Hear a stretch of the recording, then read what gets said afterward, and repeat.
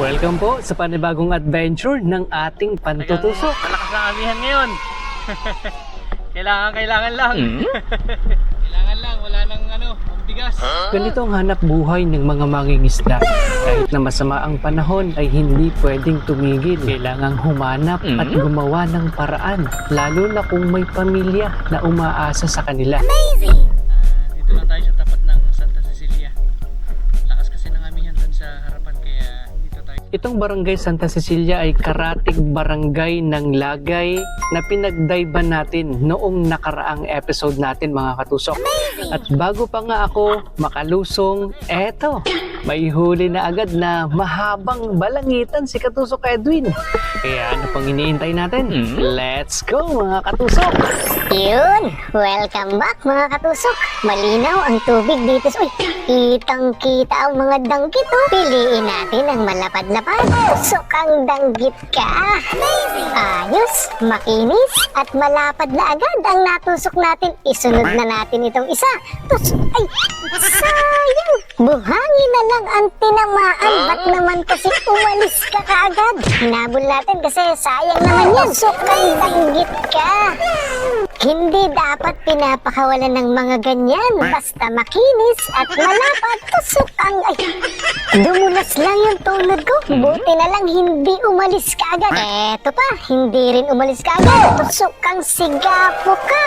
Amazing! Ayos, nakasigapo na tayo. Kaya shoutout muna kay Romeo June and family. Shoutout din po kay Thea and family. Lalo na kay Ka Jerwin Soleta and family. At sabi naman ni Aris Ponce and family, tusok ang danggit ka. Amazing! Hindi pa tayo masyadong nakakalayo dito sa lugar na maraming danggit. Kaya puro danggit pa rin ang natutusok natin. Eto, tusok ang danggit ka. Amazing! Pero kahit danggit yan, kapag ka binislad o tinuyo sa ibang lugar, libo na ang kilo niyan. Kaya itong si Katusok Edwin, ayun o, napakasipag maghabol ng mga danggit. Kaya shoutout muna sa'yo, di sa Jamaica, Dison. At para sa'yo, ang danggit na ito. Tusok ang danggit ka. Amazing! At habang hinahanap ko yung ibang mga kasamahan na danggit, shoutout muna sa'yo, Jeans at Rojon Adlawan. At eto na nga, nagpakita na ang danggit. Tusok ang danggit ka. Amazing! Ayos! Ang sarap ng pang-ihaw nito bukas ng umaga. Pero maya-maya, mangingitim na ang karagatan dahil magpapakita na sa atin ang mga pusit. Katulad nito, tusok ang pusit ka. Amazing! Kumakain po ba kayo ng pusit? Dong Masading and family? Mahigit 200 grams na yan. Nasa 50 pesos na ang magiging benta niyan. Dahil dito sa lugar namin, madalas 250 ang per kilo niyan. Eh dyan po ba sa lugar nyo, Renato, Desabel, magkano po ang kilo ng pusit o panos? Pero alam mo ba, Katusok Camille, na mas masarap ito, tusok ang sigapo ka. Yan! Isang uri ng grouper, napakasarap sa pangsinigang. Amazing! Pero yung ganitong klase ng isda, Katusok Mike Pantua Isaga, nakapag-ulam ka na ba ng ganyan? Ayan o! Ang lapad! Tusok ang magandang isda ka! Anong tawag nyo sa ganyang isda, mga katusok? Bibihira tayo makatusok ng ganyan, no? Kaya shoutout tawan po sa inyo, Faisal Ismali at Ninya Luna Panulaya. Ayan, nangitim na naman ng dagat, mga katusok. Paano? May dumaan sa ilalim natin. Ang laking panos. Hindi ko na hinabulan na abutan ng camera kasi sayang yan kapag ka nakawala pa. Amazing! Eh, 250 ang kilo niyan. Nasa 300 grams yan. Kaya, nasa 75 pesos na yan, mga katusok. Amazing! O, diba? Katusok Archie Comics, isang peraso lang. Pangbigas na.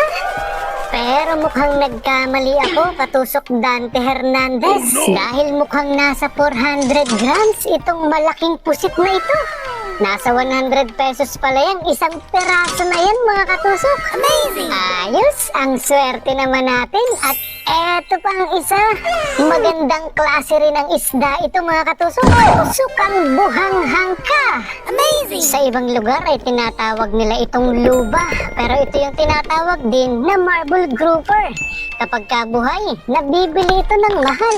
Pero dahil pang tutusok ang ating adventure, abay napakahirap niyang hulihin ng buhay. Ikaw mangyang tusukin, ewan na lang kung mabuhay ka pa. O yan, nakahuli tayo. Pang inihaw naman yan mga katusok. Pero syempre, hindi pa huhuli si Katusok Edwin. Ayan o, nakahuli rin siya ng malaking panos. Nasa 300 to 400 grams daw yan mga katusok. At kung mapapansin nyo mga katusok, ang gamit lang niya ay busog. Amazing! Hindi yung mga kagaya ng mga pana na karaniwang nakikita nating ibinablog. Napakasimple lang pero grabe ang lupit niya ni Katusok Edwin. Eto pa, tusok ang danggit ka. Ang lapad nito. Amazing! Baka kulang-kulang 200 grams na ito. Pero ito ang mas malalapad mga katusok. May nagpakitang 4 na malalapad kay Katusok Edwin. Ayan, tinawag niya ako. Kanya raw yung nakahiga, tapos sa akin yung nakatayo. Try natin yung kanya. Sukang, ay, sayang! Dumulas pa yung isa. 3 na sana mga katusok. Sayang, nakawala pa yung samaral.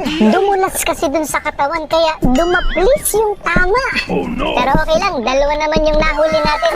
Isang samaral, pagkatapos danggit yung nasa hulihan niya. Pero eto na nga ang magpapayaman sa atin mga katusok. Isang malaking bagulan, oh. Naghihintay lang. Sukang bagulan ka.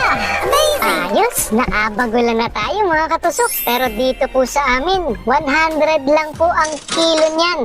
Kaya kung yan ay 1 kilo at kalahati, 150 ang bagulan na yan. Parang hindi pa ako yayaman dyan. Kaya shoutout na lang muna po sa inyo, LB De La Paz. At shoutout din sa'yo, Katusok Adventure Spear Fishing. Aba, umuwi-uwi ka na raw sa Santa Cruz at inaintay ka na ng mga bagulan. O, ayan, nakatusok na naman tayo ng malaking pusit. Aba, amazing! Napakagandang biyaya nito mga katusok. O, nasa 300 o 200 grams ulit yan. Medyo mailap lang po kasi yung mga pusit dito sa lugar namin. Kaya kapag hindi kayang abutan ng camera, kaysa naman sa makawala, tinutusok na natin. Mukhang mahigit 1 kilo na ang pusit na natusok natin. Pero maya-maya lang ay magpapakita na yung pinakamalaki na mahuhuli natin ngayong gabi. Hindi yan, pang-ulam yan mga katusok. Isang manipis o saging-saging kung tawagin namin. Lalo namang hindi ako nag-uulam yan. Pero sa ibang lugar, kinakain nila yan. Kapag kasi Katusok Edwin naman na nakakita niyan, babahog niya yan sa kanyang mga alaga. Eto na nga mga katusok, ang magpapaboundary sa atin. Sukang pugita ka! Ang laki nito mga katusok.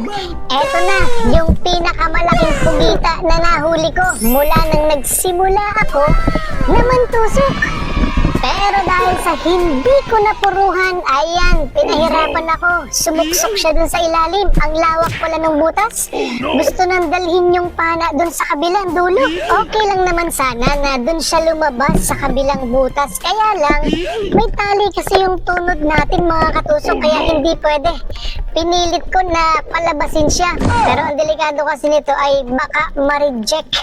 Masela na kasi ang pamimili ngayon nila ng pugita. Dati kasi kahit may mga tama yan, ngayon po nare-reject na. Kapag may damage o may mga tama na sa part ng ulo niya, hindi nila binibili. Pero dahil hirap na ako, ginamitan ko na ng kalawit. O yan, bahala na yan. Sana naman hindi ma-reject yan.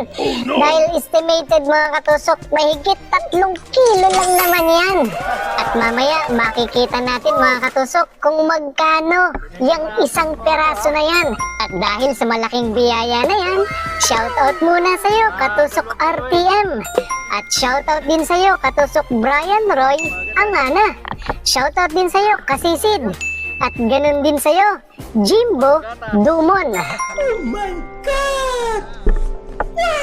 Ayan, at pagkahuli nga dyan mga katusok ay nag-aya na si Katusok Edwin para umuwi na kami. Oh no! Medyo maaga pa pero dahil sapat na yung mga nahuli namin at may pang-ulam na rin, umahon na kami. At bago nga pala ito dalhin sa pamilihan mga katusok ay nililinis muna.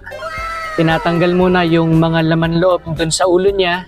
Pero kailangan din ay maging maingat dahil baka ma-reject kapag mali yung natanggal o paraan ng paglilinis. At dahil hindi tayo sanay maglinis, si Katusok Edwin yung pinaglinis natin. Ayan, okay na. Napakaaga pa mga katusok, madaling araw pa lang. Ito yung mga balatan na nahuli ni Katusok Edwin. Bukod pa yung mga isda at pusit na huli niya. Pero syempre, ang may pinakamalaki o pinakamabigat na huli, tayo. Dahil ang laki nitong pugita, oh. Amazing! Dati karaniwan umuwi kami ay alas 5, alas 6, pero ngayon alas 3 lang umuwi na kami ni Katusok Edwin. Kaya shoutout po sa inyo, Katusok Mel, Katusok Dairod Medina, at Katusok Robert, ganun din sa inyo, Maylin Sibaluka. At shoutout po sa inyong lahat, Maxine Rodriguez, Ma'am Shi Lucy, Brother Dong Di Kalingap Kusin, at kay Vicente Solomon, Ardelin Santiago, Dangel Jeremy, Gladys Cortez, Papa June, at shoutout din kina Jose Segarra, Arnel Santiago, Rolly Denyo. At panghuli, si Katusok Clismith. Eto na, yung huli nating malaking pugita. Yan, papakita ko sa inyo pagkatapos yung ating napakahirap damputin na bagulan. Ayan, yung isda, konti lang, siguro may 1 kilo lang mahigit. Pero ibebenta natin yung iba at pang-ulam yung iba. O ito na lang yung kaya kong buhatin. Baka kasi magtanggalan yung gaway ng mga pusit. Sayang naman. Ayan o. Amazing! Eto pa lang. Boundary na tayo. Makikita niyo yung resibo ng pinagbentahan. Eto na nga. Ipinabenta natin sa Pangahoy yung pugita. Ayan, 544. 3.4. Nung tinimbang ko yan, 3.6. Medyo nabawasan pa siya. Siguro may resiko. Yung ating bagulan ay 150, 100 ang kilo. Pagkatapos yung pusit, ayan, 300. Tapos yung ibang isda na pinabenta natin, dito lang sa kalapit, ayan, naka 132 naman. Nasa 1,100 yung nagembenta natin hanggang alas 3. Alas 3 ng madaling araw, nakauwi na tayo mga katusok. Isang malaking biyaya yon. Ayan, thank you for watching po mga katusok. Ingat po kayo palagi.